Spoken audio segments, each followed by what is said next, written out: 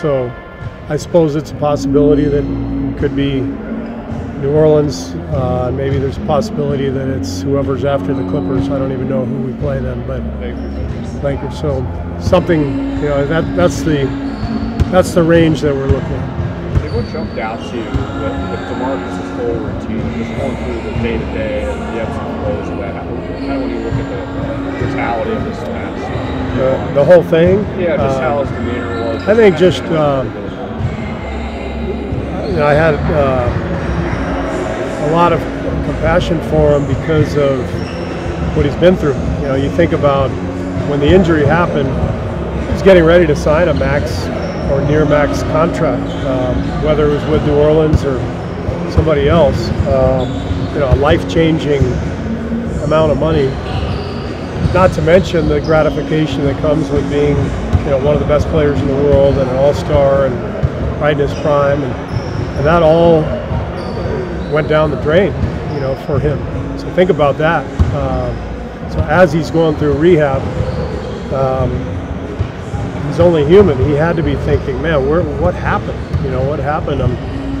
All of a sudden I'm in Golden State on the mid-level for 1 year and rehabbing every day and watching everybody else play basketball. That's not easy. And so we've tried to help him through that. And as I said, I think the last couple of weeks he's made a big step in his overall just happiness seems better, and he's in a better place, and now we've got to help him along because it's not going to be easy when he comes back. And this is just the next step of the process. It's not the end of it. How long do you anticipate the activation process to be like the guys and what can you do with another? Yeah, I think there's two components. One is the physical aspect of it. How long of a run can he play? And then the other is just the comfort dynamic, fitting in with the rest of the guys, finding the offensive sets that make the most sense, that he's comfortable with, and getting to the point where we're all comfortable with each other. So both those things will take some time. What if you think it's something like signing a guy to get citizen? No, I think it's better than that because he's been here all year and he's been watching us play, and he knows a lot of the actions that we like to run, and he's familiar with the guys. The hard part about joining a team in season is you don't know anybody, and now he knows everybody knows him, so it's an easier transition. But as I said, it doesn't mean it's going to be an easy one, but easier. Did you guys do anything to help him with that psychological kind of adjustment? Reach out a little more? I think the players have been great about really trying to make him feel at home here, and he's fit right in. He's been a good mentor for our young bigs, and I think our star players and core guys have really welcomed him with open arms, and so it's just all part of process of a guy joining a new team, really.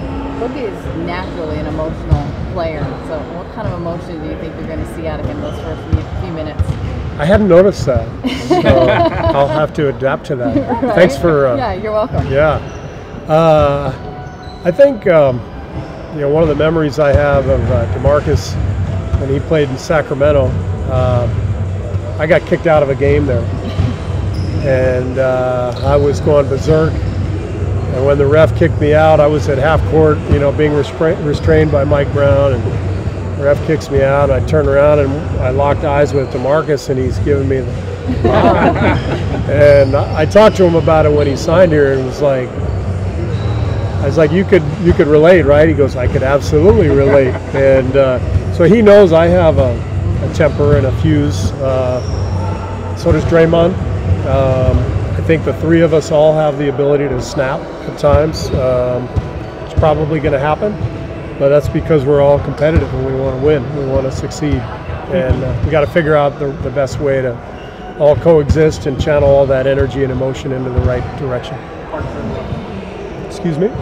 Oh, that's right. Last year, before he got hurt, was DeMarcus playing about as well as he had played this year? I think so. He was having a fantastic year. He's heading for the All-Star game. I know Alvin Gentry obviously very well, and I've talked to Alvin about him, and Alvin told me how much he enjoyed coaching him and how well he was playing, and obviously it was a big blow for him, and but here he is, and these are the circumstances, and it's the hand he was dealt, and we're trying to help him out, and he's trying to help us out. Is everything on the table early on in terms of whether he might start early second quarter, come off the bench somewhere in between? No, he'll start. Okay. Yeah, I'll start him. And after that, everything's on the table. We have to figure out, what the rotations will look like, how many minutes he can play. We'll have to, play around with the minutes, the combinations, the sets. We haven't had a player like him here before, so it will be new. It won't be a simple plug him in and he'll fit right in. We're going to play through him some, and so there will be a period where we all have to adapt. And fortunately, we're halfway through the year. We do have a lot of games to figure this out. Steve, did you have any favorite moments you saw DeMarcus, whether it was a competitive moment or a highlight when he was scrimmaging with you guys? When he was scrimmaging? Yeah. I've enjoyed his interactions with Chris DeMarco. Part of the routine was with these scrimmages was there were about 5 actual NBA players and 5 other guys, and Mikey Thompson has been a star in these scrimmage games. So he's come into play. We've had our video guys out there at times. Chris DeMarco has been a regular, and there's kind of a routine trash talking that goes on between the two of them that is highly entertaining. Steve, when DeMarcus first came into the league, did you think that he would become this good of an outside shooter? That he would eventually become this good of an outside shooter like he was the last couple of years? Yeah, you could see the skill level. I think I was the GM in Phoenix when he came out in the draft, and but he only played at Kentucky 1 year. But you could see the skill level and passing ability, and the way this league has evolved. It made perfect sense for him to extend his range out there. So it's not surprising. I think this moment will be like, I suppose, for NBA history, where God willing, if everyone's healthy for the Clippers game, it's 5 All-Stars starting the game. Yeah, I'm not thinking of it in those terms. If you look at it like fantasy basketball, then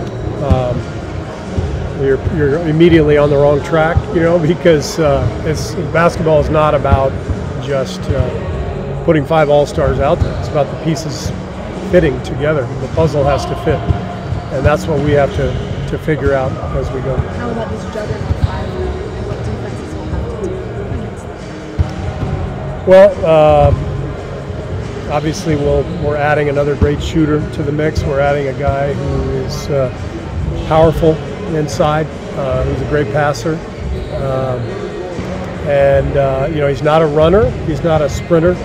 So that'll be a little different. We've played at a pretty high pace here over the years, and I imagine he will be in a trail position on the break at times, which could be pretty good, especially considering the shooter that he is from the top of the key area. So these are all sort of unknowns that we're going to have to explore. So we'll see. Defense, we're going to see a big difference in your interior. Yeah, I think we'll be much better suited to guard some of the big, huge centers. Steven Adams and Rudy Gobert, guys like that. Nurkic. We've been pretty small against those guys, and that poses a big threat. The flip side of that is, he's got to guard the perimeter. And we'll have to play around, defensively and figure out how we want to guard pick and roll. And we've always had a format here. Although we've changed a little bit after Andrew Bogut left. We had a different philosophy the first couple years, but the last couple years we've been a switch team, and we'll have to figure out is that the way to go, or do we employ different schemes? And we've talked about that, and we'll work on everything and come up with the best plan. Steve, slightly off topic, but the NBA has a full slate on Martin Luther King Day now, and unlike Christmas Day or other holidays, what does that mean for the NBA to do that and allow guys to honor that day? I think it's a great day for the NBA. I think this league is filled with players who are very socially and politically active, who want to speak their mind on injustice in general, and the fact that our sport really dominates Martin Luther King Day, I think, is very fitting. It gives the fans a chance to watch great basketball, but it gives everybody some perspective as well. How far we've come as a society and how far we have to go, those are all thoughts that I think come to mind on Martin Luther King Day for all of us. But it's a great day for the NBA and great day for our players in particular. How's Tom? Excuse me? How's Tom? He's doing better. He practiced fully today. We'll list him as probable for tomorrow. Were you surprised to see Patrick McCaw queuing up in Toronto? Not really. Patrick's a very good player. He's a modern day NBA wing, long arms, good defender.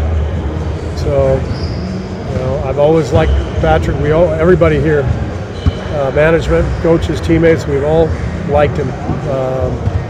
So it's not surprising at all that a great team like Toronto would pick him up.